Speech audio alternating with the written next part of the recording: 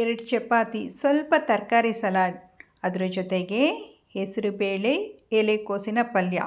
ನೀವು ಎಷ್ಟು ಬೇಕಾದರೂ ತಿನ್ಬೋದು, ಯಾಕೆಂದರೆ ಇದು ಲೋ ಕ್ಯಾಲೋರಿ. ವೆಯ್ಟ್ ಲಾಸ್ ಮಾಡೋರು, ಡಯಟ್ ಮ್ಯಾನೇಜ್ ಮಾಡೋರು, ಡಯಾಬಿಟಿಕ್ ಪೇಷಂಟ್ ಕೂಡ ಈ ತಟ್ಟೆಯಲ್ಲಿರೋ ಆಹಾರನ ಆರಾಮಾಗಿ ತಿನ್ಬೋದು. ದಿನದ 3 ಹೊತ್ತು ಅಂದರೆ ಬೆಳಿಗ್ಗೆ, ಮಧ್ಯಾಹ್ನ ಅಥವಾ ರಾತ್ರಿ ಡಿನ್ನರ್ಗೆ 3 ಟೈಮಲ್ಲೂ ಕೂಡ ಇದನ್ನು ನೀವು ಮಾಡಿಕೊಂಡು ತಿನ್ಬೋದು. ಈ ರೆಸಿಪಿನಲ್ಲಿ fibre, protein, vitamins, antioxidant ಎಲ್ಲವೂ ಸಮೃದ್ಧವಾಗಿದೆ. ಹಾಗಿದ್ರೆ ಇನ್ನೇಕೆ ತಡ, ಬನ್ನಿ ಹೇಮಾದ್ರಿ ಕಿಚನ್ಗೆ ಈ ರೆಸಿಪಿನ ಮಾಡೇ ಬಿಡೋಣ. ಈ ರೆಸಿಪಿನ 3 ಟೈಮ್ ಅಂದರೆ ಬೆಳಗಿನ ಉಪಹಾರಕ್ಕೆ, ಮಧ್ಯಾಹ್ನದ ಊಟಕ್ಕೆ ಮತ್ತು ರಾತ್ರಿ ಡಿನ್ನರ್ಗೆ ಕೂಡ ನಾವು ತಿನ್ಬೋದು.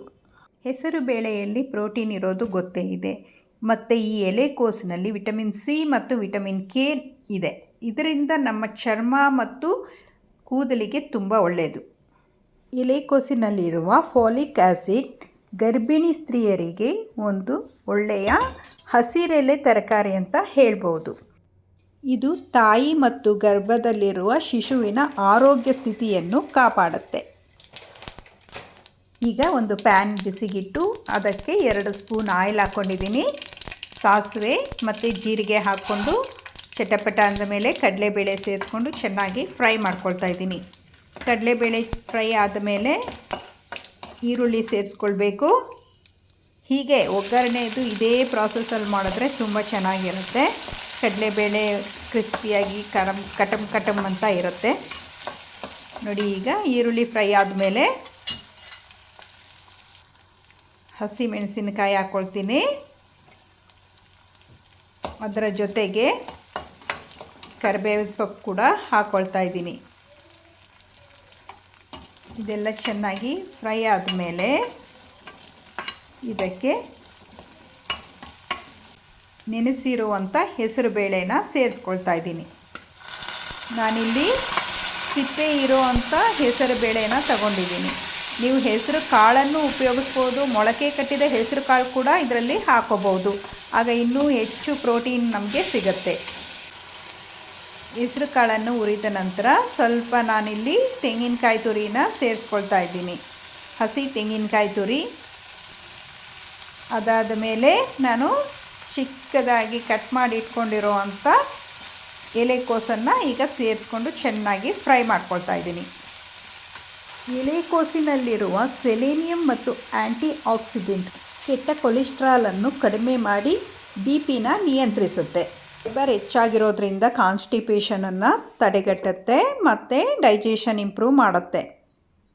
ಇದರಲ್ಲಿರೋ ಆ್ಯಂಟಿ ಆಕ್ಸಿಡೆಂಟ್ ಕ್ಯಾನ್ಸರ್ ಕಾರಣಕವಾದ ಫ್ರೀ ರ್ಯಾಡಿಕಲ್ಸಿಂದ ರಕ್ಷಣೆ ನೀಡುತ್ತೆ. ಈಗ ರುಚಿಗೆ ತಕ್ಕಷ್ಟು ಉಪ್ಪು ಹಾಕಿ ಒಂದು ಅರ್ಧ ಕಪ್ಪು ನೀರು ಹಾಕಿ ಇದನ್ನು ಬೇಯಿಸ್ಕೊಳ್ಬೇಕು. ಹೆಸರುಬೇಳೆ ಏನು ಜಾಸ್ತಿ ಬೇಯೋದು ಬೇಡ. ಎಲೆಕೋಸು ಅಷ್ಟೇ ಬೇಗ ಬೇಯುತ್ತೆ. ಒಂದು 5 ನಿಮಿಷ ಬೇಯಿಸ್ಕೊಂಡ್ರೆ ಸಾಕು, ನಮ್ಮ ಎಲೆಕೋಸಿನ ಪಲ್ಯ ರೆಡಿ ಆಗುತ್ತೆ. ಇದರಲ್ಲಿ ಲೋ ಕ್ಯಾಲೋರಿ, ಹೈ ಫೈಬರ್ ಇರೋದ್ರಿಂದ ತೂಕ ಇಳಿಸಿಕೊಳ್ಳೋರಿಗೆ ಇದೊಂದು ಸೂಪರ್ ಫುಡ್ ಅಂತ ಹೇಳ್ಬೋದು. ಹಿಪೋಥೈರಾಯ್ಡಿಸಮ್ ಇರೋರು ತಿನ್ನಲೇಬಾರ್ದು ಅಂತೇನಿಲ್ಲ, ತಿನ್ಬೋದು, ಆದರೆ ಜಾಸ್ತಿ ತಿನ್ನಬಾರ್ದು. ಈಗ ನಮ್ಮ ಎಲೆಕೋಸಿನ ಪಲ್ಯ ರೆಡಿಯಾಗಿದೆ. ಕೊನೆಯಲ್ಲಿ ಕೊತ್ತಂಬರಿ ಸೊಪ್ಪು ಸೇರಿಸಿ ಚೆನ್ನಾಗಿ ಕಲಿಸ್ಕೊಳ್ಬೇಕು. ಈಗ ನಾನು ಒಂದು ಬೌಲ್ನಲ್ಲಿ ಸರ್ವ್ ಮಾಡ್ತಾಯಿದ್ದೀನಿ. ಇದು ಚಪಾತಿಗಾಗಿರ್ಬೋದು, ಹಾಗೆ ತಿನ್ನಲಿಕ್ಕೂ ಚೆನ್ನಾಗಿರುತ್ತೆ. ಅನ್ನದ ಜೊತೆಗೂ ಕೂಡ ತಿನ್ಬೋದು. ರೆಡ್ ಕ್ಯಾಬೇಜಲ್ಲಿ ಬೆಟಲೈನ್ ಅನ್ನೋ ರೆಡ್ ಕಲರ್ ಪಿಗ್ಮೆಂಟ್ ಇರೋದ್ರಿಂದ ಇನ್ಸುಲಿನ್ ಜಾಸ್ತಿ ಮಾಡುತ್ತೆ. ಇನ್ಸುಲಿನ್ ತಗೊಳ್ತಾ ಇರೋ ಶುಗರ್ ಪೇಷಂಟ್ಗಳಿಗೆ ಕೆಂಪು ಎಲೆಕೋಸು ತುಂಬ ಒಳ್ಳೆಯದು.